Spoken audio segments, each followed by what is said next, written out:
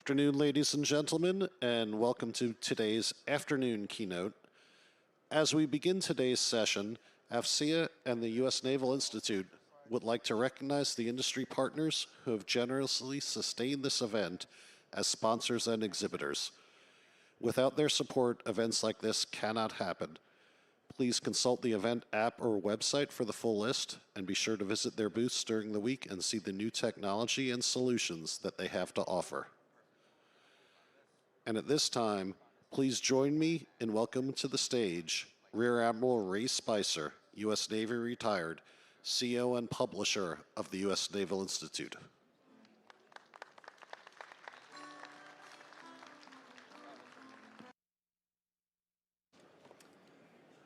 Good afternoon, everyone.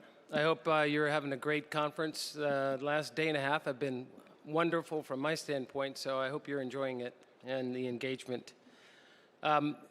Before we get started, each year at WEST, the Naval Institute and AFCEA International recognize the service of those military members who have been selected by their commands for particularly exemplary performance in the past year. We call them enlisted superior performers. And I would like to ask our enlisted superior performers to stand so that we can recognize you.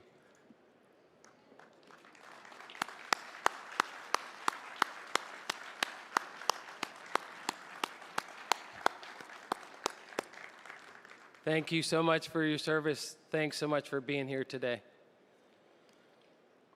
I'd also like to thank McKinsey & Company for their support and sponsorship of this keynote. Before I introduce our keynote speaker, I ask U.S. Coast Guard Captain John Spanner at McKinsey & Company to say a few words.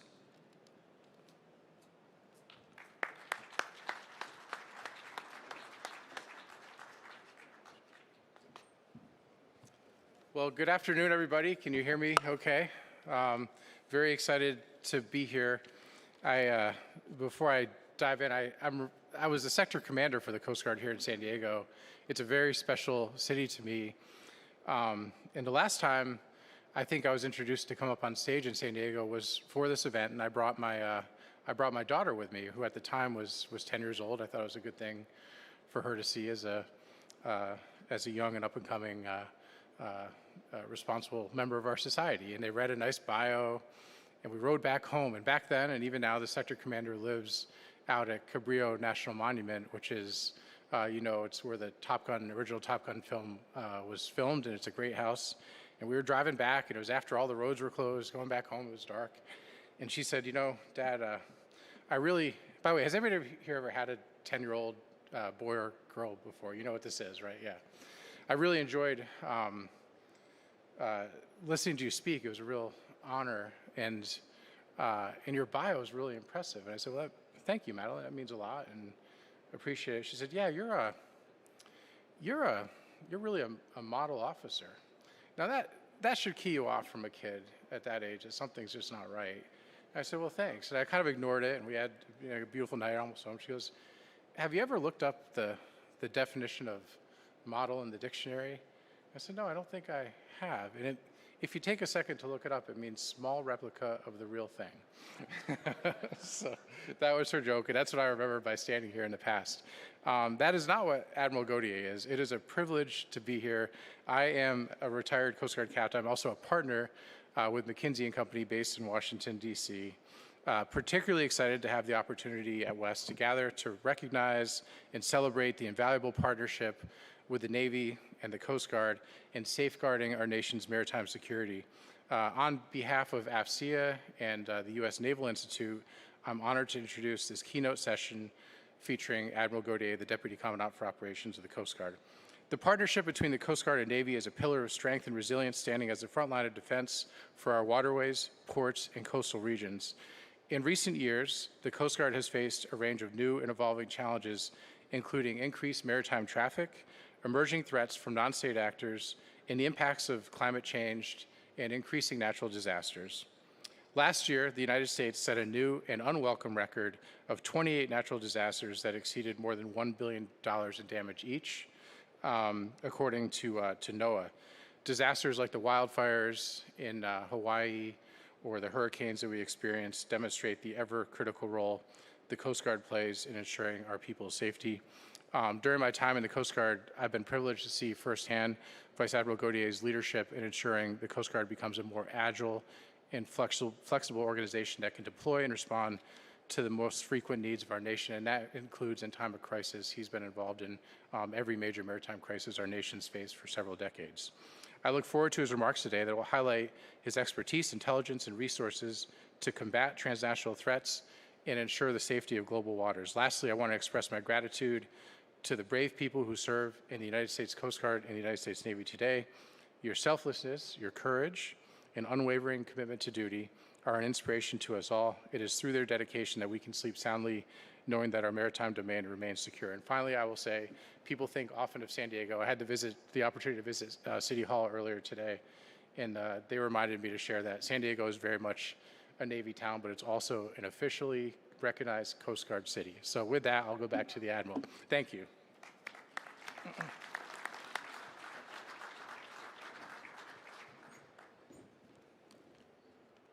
Thanks, John, and thanks again to McKinsey & Company for your sponsorship. It's now my privilege to introduce our keynote speaker, Vice Admiral Pete Gautier, the Coast Guard's Deputy Commandant for Operations. In his 36 years on active duty, he has played key roles in several major responses, including the World Trade Center attacks on 9/11, the Shuttle Columbia disaster, Hurricane Katrina, and the Deepwater Horizon oil spill. He was not only there serving, but I have it on pretty good authority that he was instrumental in driving successful outcomes in those very challenging situations. Previous flag assignments include Director of Governmental and Public Affairs for the Coast Guard and Special Assistant to the President for Resilience on the National Security Council, Commander of the Coast Guard's 11th District, where he directed all Coast Guard missions in California and the Eastern Pacific Ocean. He then served as Deputy Commander, Coast Guard Pacific Area, where he was responsible for all Coast Guard missions, get this, spanning from the Rocky Mountains west to the waters off the eastern coast of Africa. That's a pretty big area. He assumed his current position in June 2022. In this capacity, he is responsible for the development of operational strategy, policy, guidance, and resources that address national priorities. Please join me in welcoming Admiral Pete Gautier to the stage.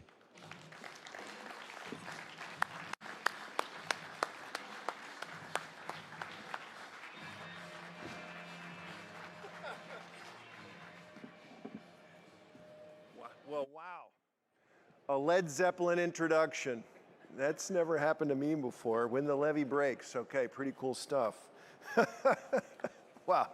Well, Ray, Admiral Spicer, thank you very much for your kind introduction, and special thanks for the U.S. Naval Institute. And might I also give a thanks in absentia to Vice Admiral Pete Daly, who just departed from a leadership position after, I think, over a dozen years at the helm of U.S. Naval Institute, an organization that quite clearly gets the Coast Guard, and one that has honored our history and heritage for many, many years, and also, quite frankly, makes us better through publications, through engagements, through educational enrichment that makes the Coast Guard a better service. Also, thanks very much to you, Lieutenant General Lawrence from ASCIA, Susan, for co-hosting this event and for the invitation from me to speak today. And then Captain John Spanner, since we're in this intimate setting and we're telling stories, so Captain Spanner and I go way back. He told you a little bit about where he lived and what he did here in San Diego when he was on active duty. He had just about the best job there is to have in the United States Coast Guard, maybe barring one or two. But he was the sector commander here in San Diego. When you see the big hangar in the middle of town that says Fly USCG, that was his command.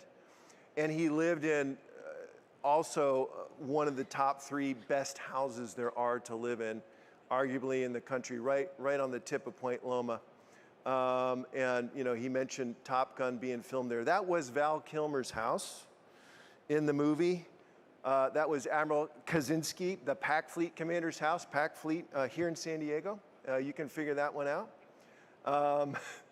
But a quick story about that. When they filmed, they removed everything out of the house and they redid the interior for the purposes of the film. The sector commander had to go find a hotel for a little while. And they completely reassembled the house back to the way it was, except they forgot to put the hinges in the door. And so the then sector commander was hosting the Commandant of the Coast Guard, and the Commandant, Admiral Zumkopf at the time, being just the terrific and just down-to-earth guy he was bussing his own table, and he opened that door, and it fell down on top of him. So could you imagine being an 06 sector commander and the door to your house just fell on top of your service chief? True story. But John, for the really undeserved introduction, and great to just see you again. Thanks to McKinsey for sponsoring this. Also want to highlight just how wonderful it is to have some recognition to our top performing enlisted folks here in the room. A little secret from a senior officer to a junior person: you really motivate us by your service and by your performance. We here in the senior ranks of whatever service in the military, every single day we feel like we need to earn the trust and respect of that enlisted workforce and just to be better and worthy of that. So great to have you all here for that.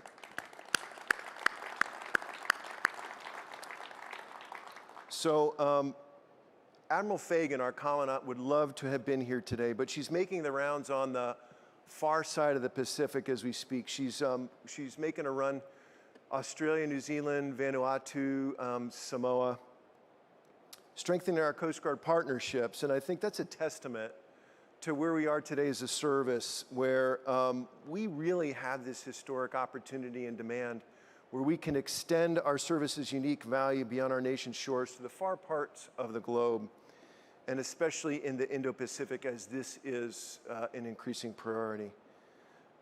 So I get to take on this tough job of being here with you today in San Diego.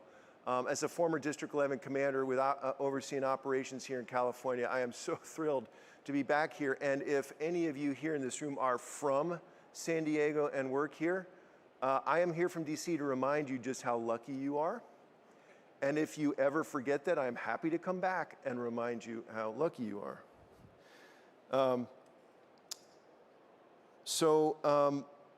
Senior leaderships like the Commandant is doing as we speak, they really are a testament to the growing demand of our United States Coast Guard and a demand for what we have to offer, which essentially is a model of good global maritime governance that lifts security and prosperity for all nations.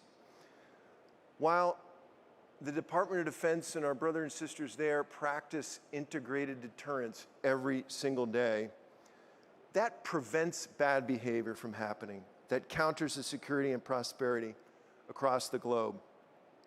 The Coast Guard, however, we view ourselves as advancing good behavior, as providing an aspirational model to maritime nations around the world who are hungry for that, to sustain their natural resources, to address criminal activity in their waters, to assure trade and enforce maritime sovereignty in their own maritimes that are vital to their very own survival.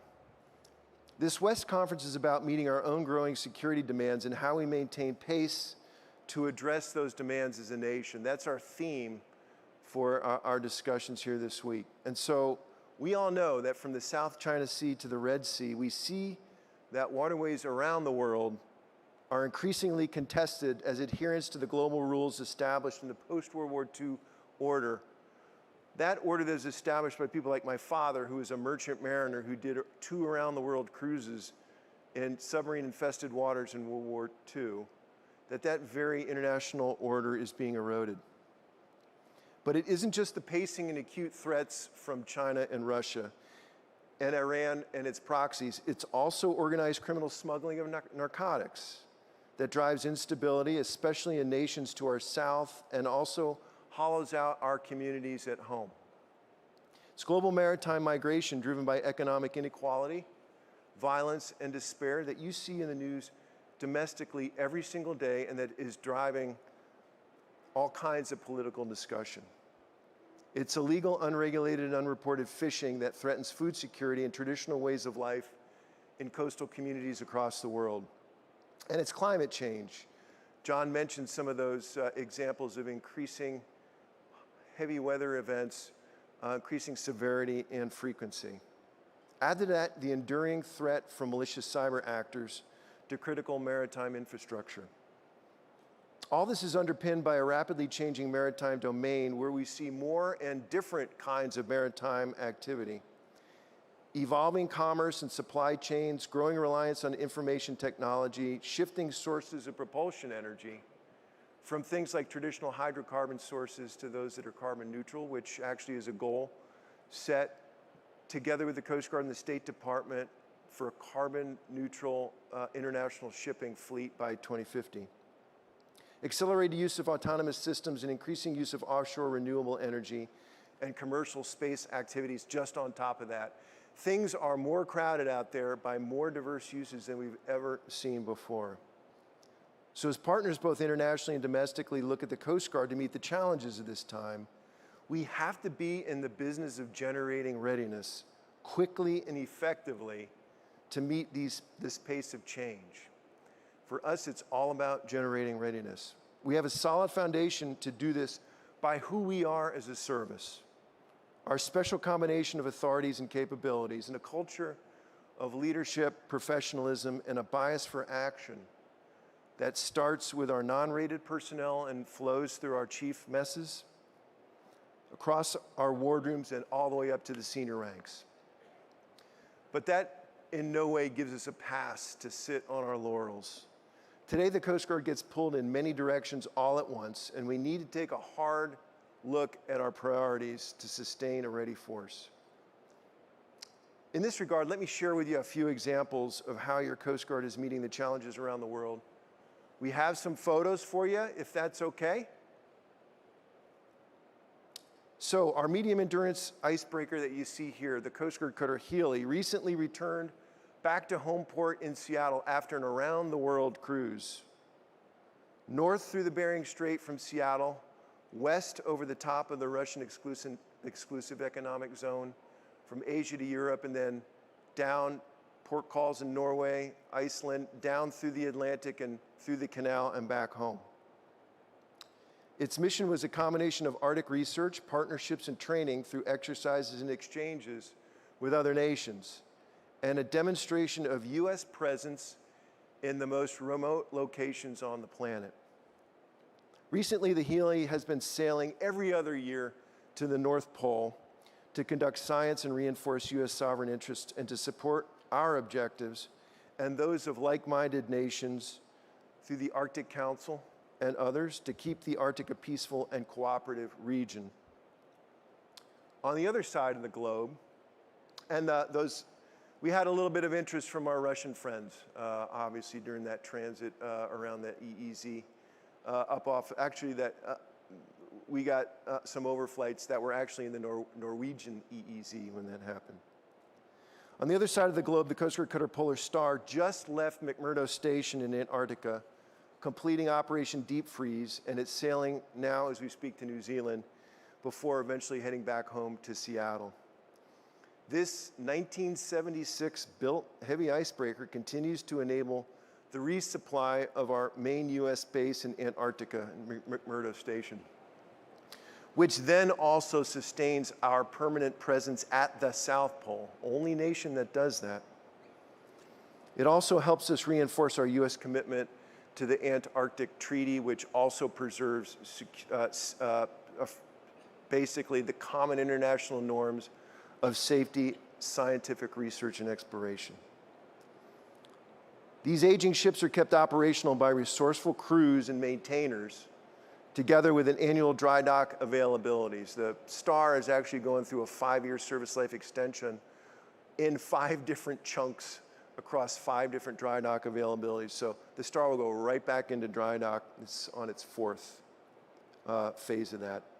But we know these 2 ships aren't enough. The Coast Guard needs 8 to 9 icebreakers in a mix of heavy and medium class to provide year-round Arctic presence, and both on the US side up above Alaska and then up around the Greenland side north of the Atlantic, and also a seasonal presence off of Antarctica to meet our national security needs. The core of this endeavor is the Polar Security Cutter program, our top acquisition priority. And Bollinger Shipyard in Mississippi is assembling the first hull panels to make that first ship a reality. Building the first heavy polar icebreaker in over 4 decades always promised to be a complex endeavor, and we acknowledge the challenges in creating and building the first in-class type of ship. But we're making progress through our integrated program office with the Navy. As we build a new class of ship, we're also building a shipyard at the same time. And that promises the ability to construct military vessels into the future. Our offshore patrol cutter is the Coast Guard's other top investment priority. The OPC will provide a capability to patrol, launch, and recover boats in the most demanding maritime environments and replace the service's medium endurance cutters that are becoming increasingly expensive to maintain and operate. These ships are being built at Eastern Shipbuilding in Florida and then Austell in Alabama. And we're really excited the Coast Guard cutter Argus that you see there in that photo was launched in late October of 2023. So we're off to a good start. A healthy American shipbuilding industrial base is crucial to our national security. And you're going to get a keynote by Secretary Del Toro tomorrow. He just visited and had a discussion with Coast Guard senior leaders last week.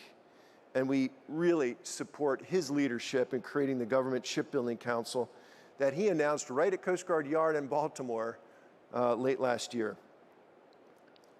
The good news is that the Navy, NOAA, and MARAD and the Coast Guard fleets are all growing all at the same time. But if our maritime nation expects to continue to build and maintain world-class vessels in the U.S., then we've got some work to do in supporting growth, technical proficiency, and talented labor pools across our domestic industrial shipyards.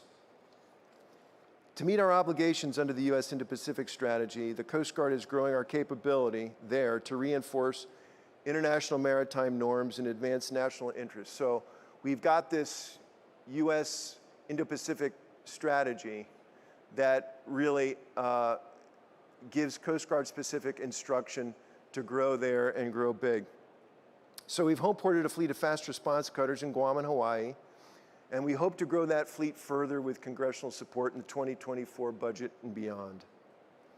In addition to the expeditionary engagement that these cutters provide, we've just shifted homeports to the 270-foot cutter Harriet Lane that you see there with the lei around its bow in Pearl Harbor this past month. This cutter is underway as we speak near Samoa, recently boarding and inspecting Chinese and Vanuatu flag fishing vessels to ensure their compliance with international fishing regulations. And we're doing this on behalf of Samoa through shipwrighter agreements and bilateral agreements. This ship is also going to help us with our presence and cooperation across Pacific Islands with a focus on advising, training, deployment, and capacity building. So it's not a normal Coast Guard cutter, or at least in the concept of operations, in acting on behalf of the U.S. to do law enforcement, search and rescue, and our core missions. This is here for outreach, connect, capacity, growing, international relationship building. These cutters build on U.S. efforts like DoD theater security cooperation and regional country team visits. They exercise Coast Guard bilateral agreements, as you've heard, and our flagship maritime security cooperation shipwrighter program. Like you see here in this photo, this is a picture of a cutter crew, the cutter Oliver Henry, which is stationed in the Indo-Pacific, that has an engagement with some school children in Papua New Guinea. So that's Seaman Gonzalez there that you see in the foreground. There's a Marine in the background doing an engagement there. So as you can see in this photo, the heart of these actions is to build people-to-people relationships, an affinity between nations that have a like-minded goal of preserving our own security and prosperity in the face of actors who want to erode that for their own gain. At the same time, we're extending the service life of our 270-foot medium endurance cutter fleet through major availabilities at Coast Guard Yard. And I took this picture myself, and being an engineer at HUD, I just couldn't help but show it to you here. This is the Coast Guard cutter Spencer at Coast Guard Yard, going through its midlife service life extension. As you can see, our government Coast Guard employees at this yard have gutted the center section of the ship from foundations to the bilge all the way up. You can see that it's a door to the flight deck in the top of the photo. Going to re-engine it, put new ancillary equipment, new generators, and then we're going to rebuild the center back to where it used to be, and we're going to get many, many more years out of that Coast Guard cutter. Sort of a Coast Guard tradition to take something that's old and make it new again. We're doing this with our H-60s as we take Navy Sundowners. 8,000 hours on them. We'll bring them to Elizabeth City, North Carolina. We will strip them down to bare metal, put a new cap on them, and we will rebuild them and get another 12,000 hours out of them. So shift into the Middle East. Coast Guard Patrol Forces Southwest Asia fulfills a critical role with cutters assigned to the Fifth Fleet operations in waters around the Arabian Peninsula, something that we've all been focusing on of late. 6 new fast response cutters are home ported in Bahrain that provide premier interdiction and boarding capability that addresses smuggling from Iran to the Arabian Peninsula and provides U.S. presence and influence in a really hot region. So an example of this you can see in the photo is when the cutter Glenn Harris seized 580 kilograms of methamphetamine, 35 kilograms of heroin worth over $30 million from a vessel transiting international waters departing Iran. Around the Arabian Sea and Gulf of Oman, it isn't unusual for a Coast Guard cutter to seize narcotics and weapons from dhows, denying support for terrorist operations that benefit from the money that these bring them, and that then go on, obviously, to jeopardize international shipping in some of the world's most strategic waterways that impacts us all. So to address increasing demands, the Coast Guard is prioritizing deployments of our capital ships, the National Security Cutter, operating today in maritime drug smuggling vectors in the Eastern Pacific, off of South America, the South Atlantic to combat illegal fishing, and the Western Pacific to engage countries that have increasing urgency to operate with the U.S. Coast Guard. As Huntington Ingalls builds the last national security cutters, it's hard to believe that the oldest in class is almost 20 years old. This is forcing the Coast Guard to take a hard look at sustainability, to manage short cycle times of C3 obsolescence, and to look at these ships as platforms for command, control, and sensors that need rapid refresh as part of a networked fleet. It really is a paradigm shift for the Coast Guard. We usually run a cutter class 20, 25 years. We do a major maintenance midlife, replace everything, and then put them back into service for another 20. We've got to cycle this much more quickly to avoid obsolescence in the fleet. But we got to do this, tackling this together with you all in the private sector head on. And we're going to need your help in building sustainability into systems designed to maintain fleet readiness that also includes some guaranteed resilient supply chains. We operate our cutters for a long time. Our oldest cutter turns 80 this year. So I've only talked about ships, but I talked a little about helicopters, but we're in the midst of a historic recapitalization.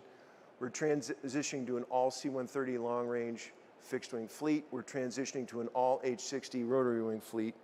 A whole lot going on, a whole lot for coasties to manage, but all with a clear objective to bring better capability online. So none of this happens without a world-class workforce that's technically adept, service-minded, and hungry for purpose and challenge.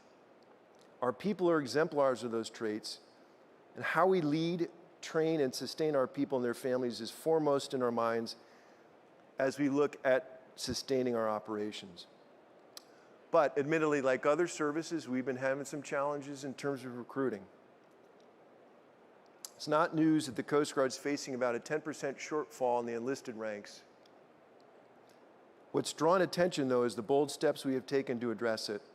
Instead of working our people harder, we're reducing their workload in areas where we can take risk. And we're acting to support them better. Under something called the Forced Alignment Initiative, we pulled aging platforms out of service to fully resource the remainder of the service. So we've made some tough decisions. We've laid up 3 medium endurance cutters. We've laid up 7 patrol boats, 87-foot patrol boats, 5 65 harbor tugs, and we've reduced staffing at a number of stations, and we've done this strategically around the country. Politically challenging, but we've been able to do that, and Congress gets it. We have to reduce the workload for our existing people. We cannot do this by making them all work harder.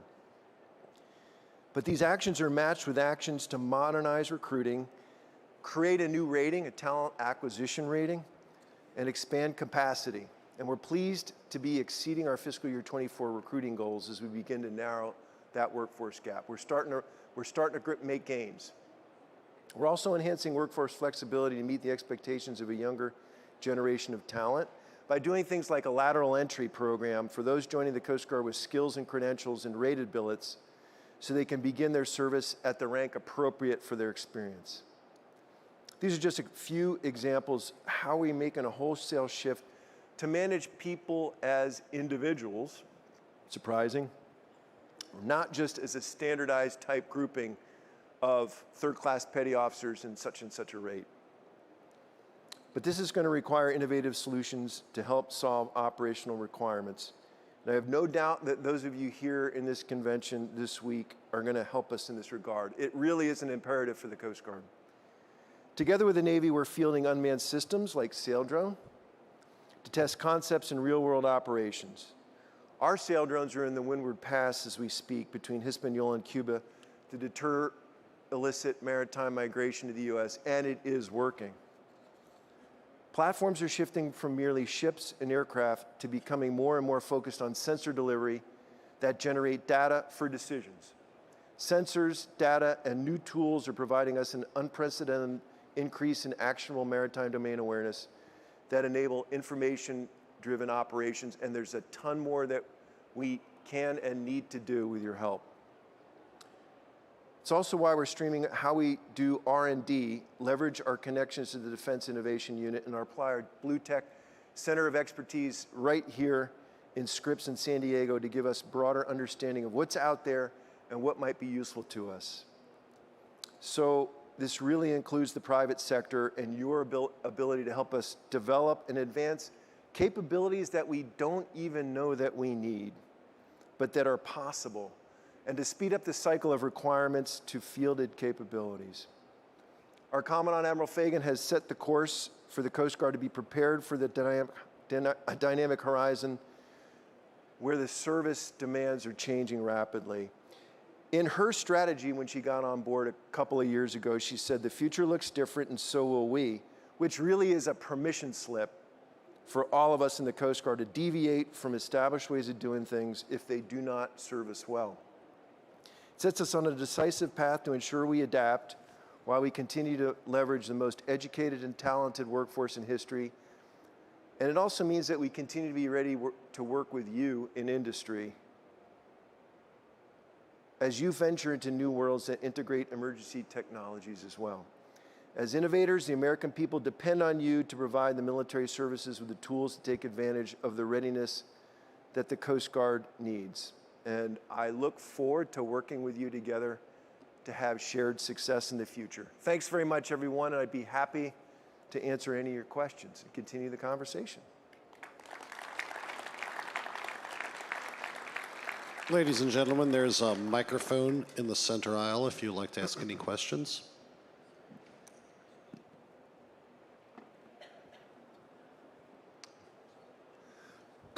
Excuse me. Admiral, Ray Spicer, we just met. You talked about... I feel like I've known you forever, I know, Ray. same here. You talked a little bit about what industry can do for the Coast Guard and is doing for the Coast Guard. There's a lot of industry here in the room today. Are there things that you can talk to specifically that you would like to see industry doing more of, doing less of, or doing differently?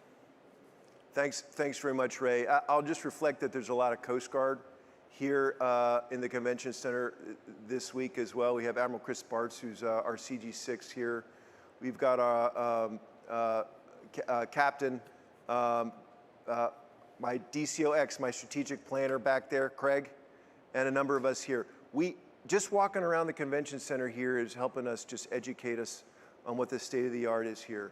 I can tell you that there are some ways where we need to adhere to traditional ways of doing business. You know, we've all got to comply with the acquisition rules that have been established because we've needed to have them. But I think there are opportunities that we need to further exploit, especially in the contractor-owned, contracted, operated side of things. Move it to maybe a government-owned, contracted, contractor-operated methodology, because we don't have the time to use the existing 3-year budgeting cycle together with a multi-year capabilities build cycle when stuff is changing month by month. So we need to understand how we can collaborate using the right rules, but turning through the OODA loop a lot more quickly. And especially when it comes to data, when it comes to integration of sensors into data, when it comes to adding on AI tools, and then beaming those into a single pane in a way that users then can have decision advantage when they need it. Great, thanks, sir. Good afternoon, Admiral. Marshall Branch, retired Coast Guard and former Polar Ops aviator. Thank you for being here today. I brought up that last piece because as the world has started to take more notice of the Arctic, the U.S. Coast Guard has had a tremendous amount of leadership in providing for a rules-based order in that region, both to preserve and protect the area, as well as the lives and the interests of those who live and operate up there. Yesterday, Russia announced that they are suspending payments to the Arctic Council. They've already been fairly squeezed out of the Arctic Coast Guard Forum, which was a wonderful opportunity for us to gain some semblance of diplomatic outreach to them. The Arctic Council was the other method by which we as an Arctic community were able to come up with some good rules-based order procedures. Now that Russia has completely pulled out of that forum, where do you see the Coast Guard providing leadership so that we can fill that vacuum to provide for rules-based order in the Arctic? I'm sensing as an Arctic aviator, you might have your own answer to that question. I'm not going to put... I would love to hear your Maybe opinion, not, sir. but I'm not going to put you on the spot. One of the main Coast Guard value propositions in any conversation in any room that you can have is that we're bureaucratically multilingual, and we tend to connect with diverse sets of communities because of our very nature. It's a Title 10, Title 14, maritime safety security as a steward of our environment. We're a hybrid organization that gives us access to a whole different range of conversations. We can apply that to the Arctic as well. So as the Arctic Council stands now, the State Department represents the U.S. there. The Coast Guard supports our U.S. Arctic Council delegation with search and rescue and with oil spill and environmental preparedness and emergency response. We will continue to do our part in the international community to lift those collective values of safety, environmental response, and stewardship through the Arctic Council. On the other side, and as a gentle reminder, we actually share a border with Russia off of Alaska. Our exclusive economic zones butt up against one another. We maintain, as you know, a functional relationship with the Russian border guard there because we have to. When a Russian fishing vessel crosses the maritime boundary line into the U.S., we have a conversation with the Russian border guard and they take care of that.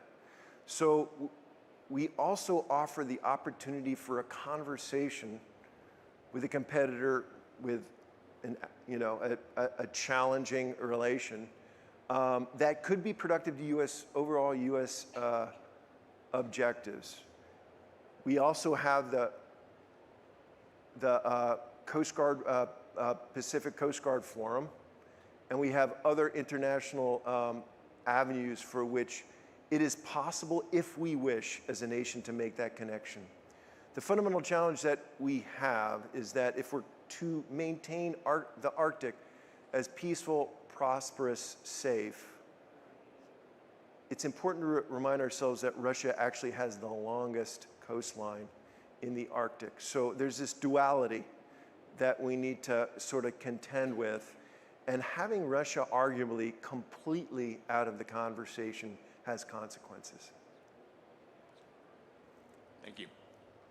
And that is not in any way endorsing or forgiving or what they've done in terms of invading and the actions that they've taken in Ukraine. Kai Alberg, U.S. Naval Institute member. You mentioned increasing activity of the Coast Guard in the Indo-Pacific, and I'd be interested what additional opportunities you see for the Coast Guard engaging with our friends and potential allies, Japan, Philippines, Singapore, Indonesia, Vietnam, Malaysia, who are confronting Chinese expansionism, illegal incursions into their waters. What are the opportunities and what additional resources, if any, does the Coast Guard need to pursue those activities so far from our shores?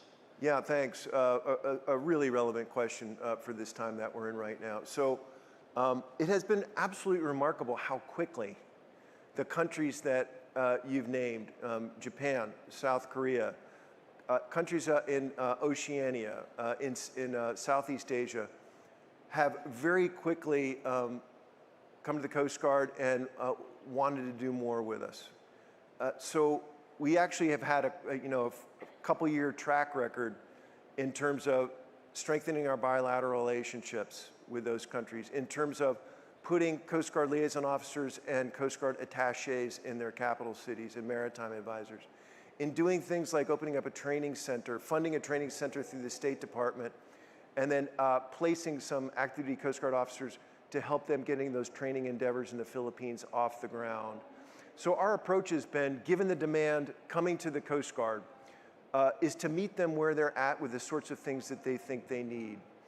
And what's really been remarkable and positive is we've shifted from predominantly bilateral relationships, US to individual countries, where we've been able to drive multilateral, not just training and capacity building, but actual operations through avenues like something called the Southeast Asia Maritime Law Enforcement Initiative, which takes the nations around Southeast Asia and actually enables them to do multilateral operations together to do counter illegal fishing, to do search and rescue and things like that. We're now in a place where we've been able to operate Coast Guards from Japan, the Philippines, and the US together. And we have plans in the future that, stay tuned, we're going to integrate even more Coast Guards in that region into multilateral operations. They feel the imperative, and so do we, and I think by working together, that's how we get after it. Thank you. Hello, sir. Ship Coastal Technologies. We design, build, integrate autonomous platforms for maritime security. Just curious, actually, to the previous question, one, where do you see the sort of force multiplier role that autonomous systems can provide, specifically maybe back to the capacity side, looking at even conflict areas now in the Caribbean, and a lot going on down there within that migrant, counter-narco, counter-migrant. Where do you see those types of technologies as you're adopting them, being able to roll them out as a force multiplier with friends and allies in some of the less, the nations that need capacity building at the same time? So, yeah, certainly. So I think we all in the military are, we're all constrained by dollars, essentially, right? And I think the theme of this conference is how are we going to respond to increasing challenges? The ... is, and with flatline budgets, right? So we've got to be very creative in figuring out what those force multipliers are. An obvious answer to that are unmanned systems, right? Now we take a slightly for us, in working with things, elements like the Fourth Fleet, with Admiral Aiken's crews there, and with Brad Cooper's folks in Fifth Fleet, we all have similar imperatives, but maybe for different applications. And so we're learning together on how to apply unmanned systems, to network them, to look at the value of data rather than an individual sensor. And so for us, when you look at the expense of a manned C-130J that's got an EOIR ball and a radar integrated with Minotaur versus an unmanned system that might be able to do that very thing, I think there's a compelling argument. We need more, and not just as platform for sensors. We need the data management and tools that back that up. Thank you.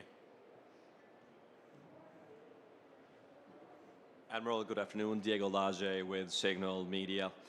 I'd like to continue working along those lines with unmanned platforms. Which are the needs, or could you comment on the specific needs the Coast Guard would have that would be different from those of the Navy on these platforms? So one compelling need that we have, and I mentioned sail drone and the Windward Pass, we know where the vectors of illicit maritime trafficking are happening. It's a discrete part of the ocean. It's in the Florida Straits up to the United States. It's in the Windward Pass on that 700-mile transit from the North Claw of Haiti up into Cuban waters and then up through the Florida Straits. So when we sort of know where we need to look, then we know where we can sort of saturate that domain with sensors so that we can have full-scale maritime domain awareness. So we know when a small boat is departing Cuba. We know when a sail freighter is leaving Haiti. So, and in the application, we don't need to necessarily have weapons systems mounted, but we need to detect so we, the Coast Guard, can shift from what we've traditionally done is patrol, which is asset intensive, to essentially geolocate and then respond with a manned Coast Guard asset to do the boarding. So I think maybe a little bit different in that application. One follow-up, if I may. Do you have an idea when you expect to have these platforms swarming these waters? So we took note of what was being done in the Fifth Fleet with not going the traditional route of establishing requirements and then do an emissions needs statement and then do CAR and CONOPS and so on, because that would take us 3 years into the future. Instead, I think we're taking a common approach with DoD where we will create a wedge in our budgets that we can do contractor-owned, contracted, operated, and test in real-world applications where we're actually operating. So in terms of when are we going to get there, I can't tell you what there looks like. But what I can tell you is what we're doing today, and then maybe in the next few weeks. But as we learn what works and doesn't, we're going to be doing something different next year and finding out if that is better or worse or the same. So there isn't sort of this vision of I'm going to have 50 ISR-capable unmanned systems in the Windward by 2026. It is we're going to keep testing, experimenting, and doing sort of cyclical development here until we sort of reach the sweet spot of where we think we're being most effective. Thank you, sir. Hi, Admiral. Thanks for your remarks today. My name is John Greenert, retired Navy guy. Just the last few questions regarding maritime domain awareness, particularly as we look south. The light, the blinding light of the border is so bright, I can't see what's going on with narcotics interdiction. I can't see what's going on with the potential for migrants coming ashore. And there was, at one point, a real concern of many migrants coming from Cuba. So could you put in perspective where we are in the narcotics campaign? That's my word, coming from South America. And I'm getting the impression that conceptually speaking, we have a real opportunity perhaps with the maritime domain awareness you described to, if not get our arms around it, but take some huge leaps in being able to interdict this narcotics traffic problem, which is right below all the bright lights that we have that are urgent, but maybe not quite as important as this. Thank you. Yes, sir, and not just any ordinary Navy guy. So a couple thoughts on that. We've been at this counter-narcotics thing since the 1970s. We've gotten pretty sophisticated about it now. DoD Coast Guard, because essentially DoD through JADF South and U.S. Southern Command do the targeting for us. They do the intel fusion to tell us where to put our cutters and who to go and board when. That has gotten pretty sophisticated, and yet the area is absolutely expansive. So the biggest gap now is looking at the haystack and finding the variety of needles that are in there. That's that. The other challenge, Admiral, that we really face is that the deadliest drug right now is fentanyl, and that predominantly comes in over through legal ports of entry on the land border. And it is so powerful and so concentrated and so small and so easy to hide that just is an exponentially harder thing to look for and find. So case in point is that our adversaries are also spinning in the OODA loop really, really quickly and adjusting their TTPs. And what you're alluding to is, and what I find incredibly exciting in this moment that we're in, is that capabilities are now emerging in the private sector at rates of which we could never have envisioned when we were starting this conflict, counter-narcotics conflict decades ago. And so there are now things available that we don't probably even know about or are just learning to understand that could be very powerful in helping improve what our detection and monitoring and our interdiction looks like there. So it's a matter of harnessing that potential that we're in, matching up the government needs with the capabilities, fusing that together in new TTPs and making that work. And it's not just unmanned systems, it's satellite. There's a lot of space going on there. And we have an ongoing conversation with Admiral Whitworth and National Geospatial Intelligence Agency and what they can provide. They too are integrating private sector satellite capabilities into their feeds to customers like the Coast Guard. So there's a ton of convergence that's going on now, but then a whole lot more that we can still be doing.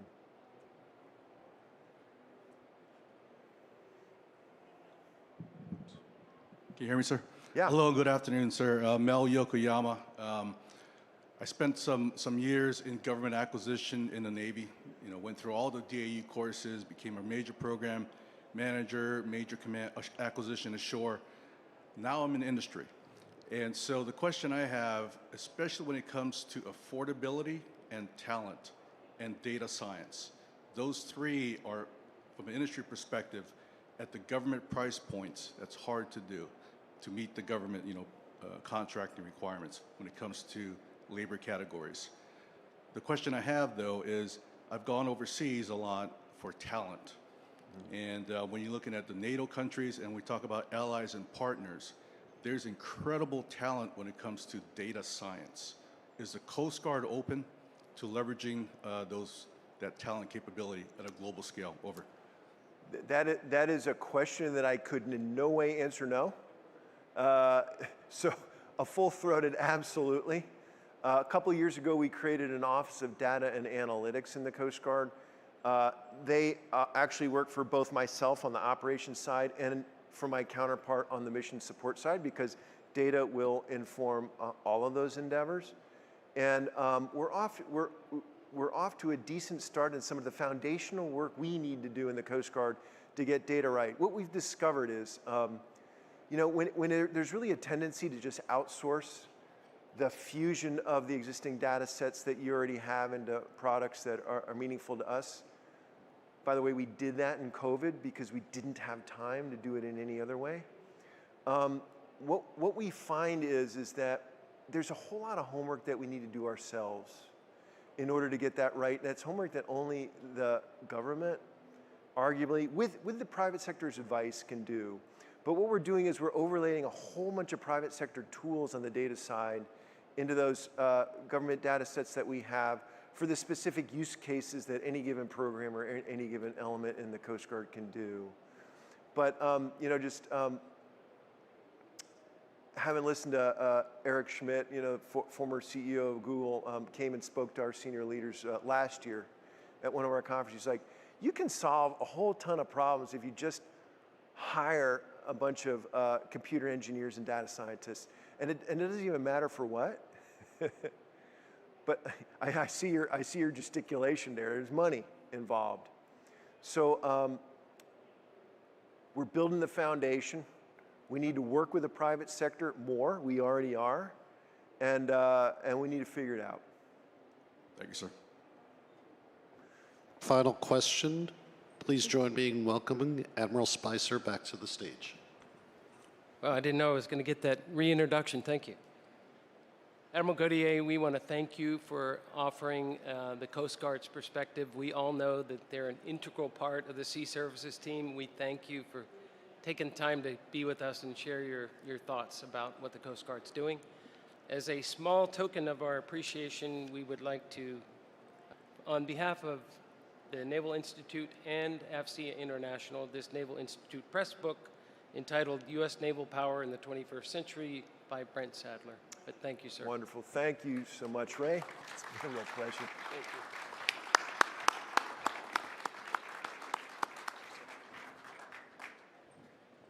Thank you for attending this afternoon's keynote. We now move into a reception in the exhibit hall. At 4:15, the Women in AFCEA Appreciation event will begin here in Hall D with a light networking reception, followed by a conversation with Navy CIO Jane Rathbun, and will culminate with the presentation of the AFCEA Women's Appreciation Awards. We encourage both men and women to attend. There are several sessions being held through the remainder of the afternoon in the exhibit hall theater spaces, as well as upstairs in the sales theater. Have a safe and happy rest of the day. We look forward to seeing you all at this evening's events and back here tomorrow for the final day of WEST 2024.